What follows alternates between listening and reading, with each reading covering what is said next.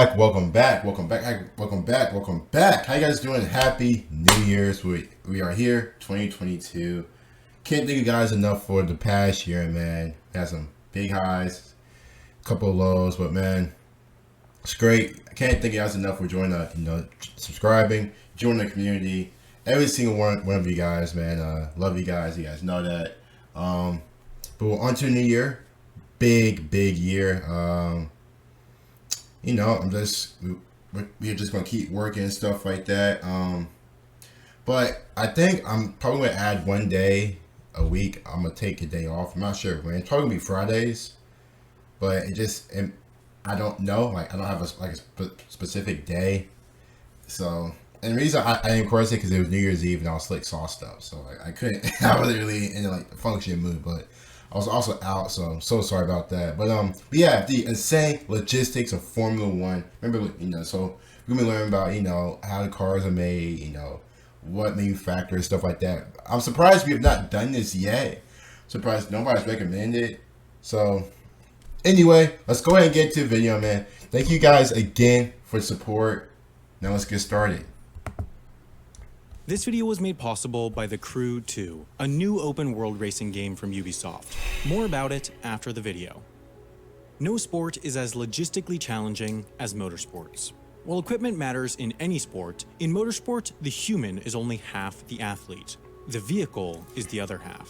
The performance of a motorsports vehicle is directly tied to having the right components in the right place at the right time, so the logistics are part of the competition. Racing may be a sport, but it's not all fun and games. Teams are businesses, businesses that are expected to make money. The most valuable Formula One team, Scuderia Ferrari, is worth over $1.3 billion. Damn! This means this team is valued at about as much as tech companies Discord, Bird Rides, or DoorDash. The wealthier teams, like Ferrari, are able to spend more money on transport to bring more equipment and spare parts, which can make the difference between winning and losing when things go wrong. Formula One is by many measures the most international sports competition. Over its 21 yearly races, the teams traverse 5 continents. So these guys really be traveling the whole world. They be racing anywhere. And it's crazy because I would have never thought like I knew that they did travel to like certain places, but these guys really be traveling everywhere. Australia, Singapore, China, Shanghai, Japan. They are in Europe a lot. Obviously, Elwood, I think it's Texas. I think Montreal, Mexico City, Sao Paulo. Yeah, I'm surprised no racing in Africa. No Russia, no India. But golly, they be traveling. They be traveling, man. With as little as a week between events. A chaotic ballet of trucks, boats, and planes transports this show across the world each year. 10 teams compete in Formula One, and despite it taking place worldwide, it is by all measures a European sport. 8 of the 10 teams are registered in and operate out of Europe. Only the Indian and American teams are from elsewhere, although the Indian team is actually based in the UK, while the US team, based in North Carolina, operates a secondary forward base in the UK so that its staff doesn't have to travel all the way back to the US between each of the European races, which in recent years have been held consecutively with a brief interruption of the Canadian Grand Prix in the middle of the season over summer. Thanks to this, the European leg of the season is, compared to the rest, relatively easy logistically because within Europe, you can drive. The cost of shipping by truck is so comparatively low to shipping by plane that teams bring whole buildings with them to European races. These buildings are what are modestly referred to as motorhomes, but can be as large as Red Bull's 3-story structure that includes offices, bars, and a restaurant with a complete kitchen. All of that packs into a number of trucks of course, Red Bull got that. In less than 2 days. Along with all the other equipment, including cars, spare parts, and a kitchen.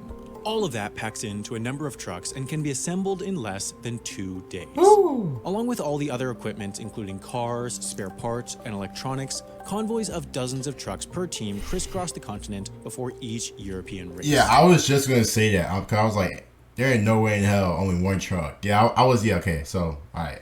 I just want to make sure. I was like, ain't no way just one car just. One truck ever just takes all that stuff. It's gotta be like a couple of trucks. So, all right.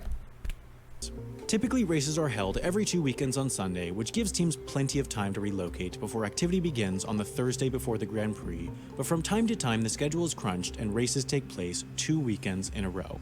This proves a more daunting logistical challenge as teams only have 3 full days to break down, transport, and reassemble their equipment at the new race site.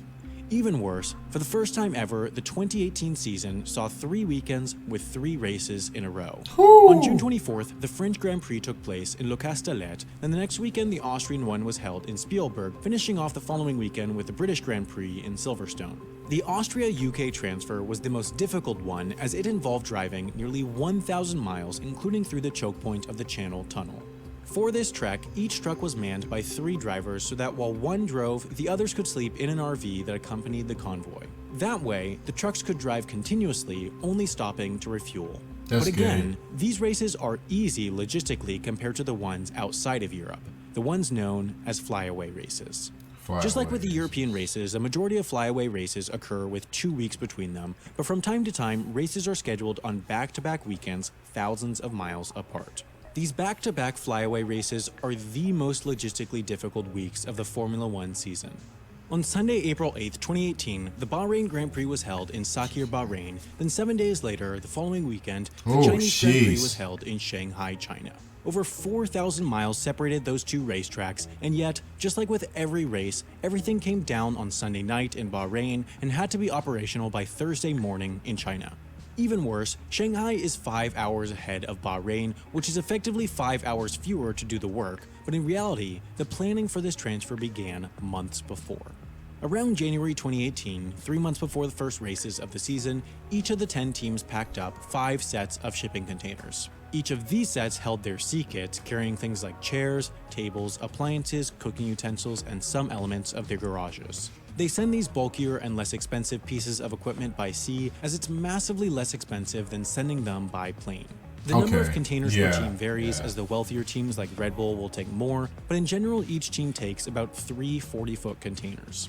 Of course ocean shipping is slower, but since there are 5 sets, there is always one at the right place at the right time.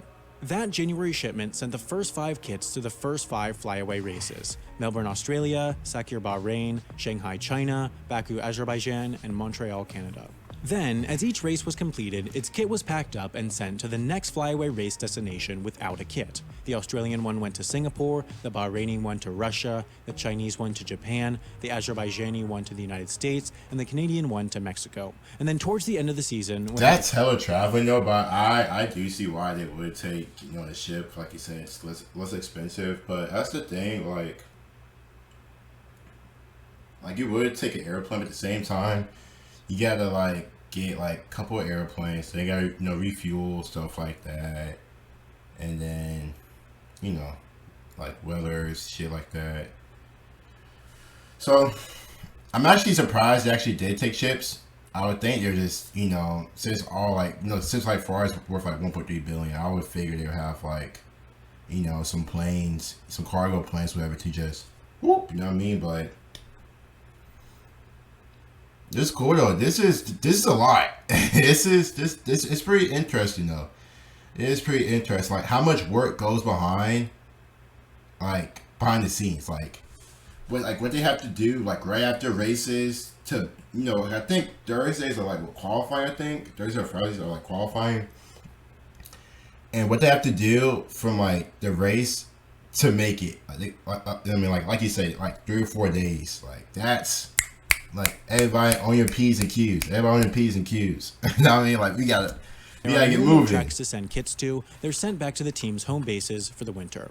At the racetrack, the Formula One logistics team's main downtime is actually during the race itself, but for the Bahrain to China transfer, real work began the Thursday before the race. That's when each team's logistics manager started making their teardown plan, deciding in which order and into which containers their different pieces of equipment should go. Once that was completed, there really was not a lot to do until Sunday. On Sunday morning, before the race even started, the pack-up began. Many of the spare parts can't be used during the race. They're not going to replace an engine during the Grand Prix, so they're the first pieces of kit to be packed into their containers. Right. Not much happened during the race itself, but within 15 minutes of it ending, the main pack-up began. The cars, the most important pieces of equipment, were subjected to a post-race inspection to be sure no illegal modifications were made, but everything else was immediately ready for packing. All the equipment that the teams wanted at the destination first were put into one of 3 priority pallets. Together, each team's priority pallets filled up the first plane to Shanghai. As soon as these were packed, they were driven directly to the airport only a few hours after the race ended to be prepared for the early morning flight to Shanghai. As that plane took off, the final pallets were being packed up back at the racetrack. Only about 6 to 8 hours after the drop of the checkered flag, all pallets were packed up and on their way to the airport. By midday Monday, all 6 of the Boeing 747s used to transport the team's equipment to China were in the air. These planes were chartered by Formula One, but the teams still pay for the space. Okay, that makes sense.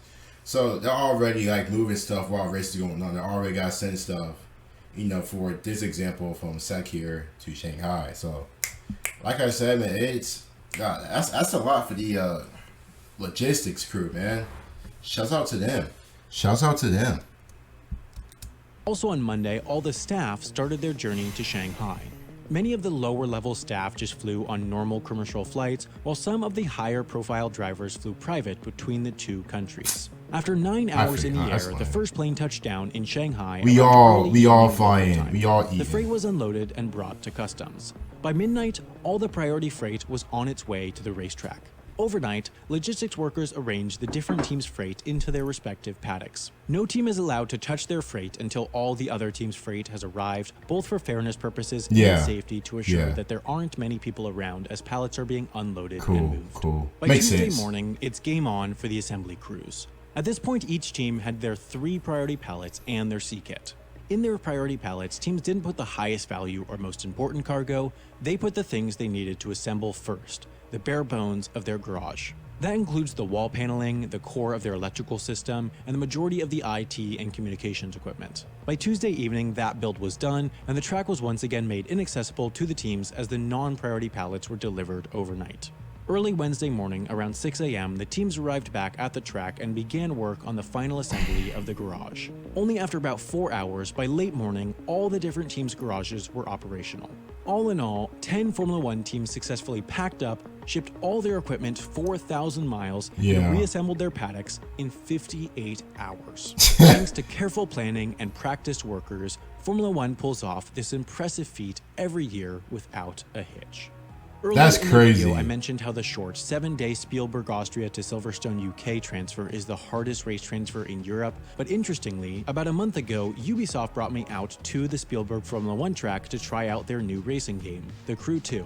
The game is open world, meaning that they actually recreated the entire US and you can drive and race through all of it, not only in cars, but also motorcycles, boats, and planes. Even as someone who doesn't play video games much, I enjoyed The Crew 2 a lot, and it seemed an That's pretty fun. God dang, that's a lot. Whew.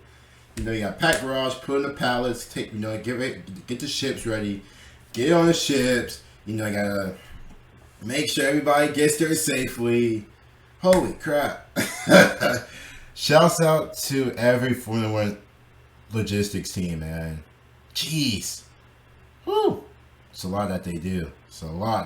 I didn't know that. I honestly did not know any of that.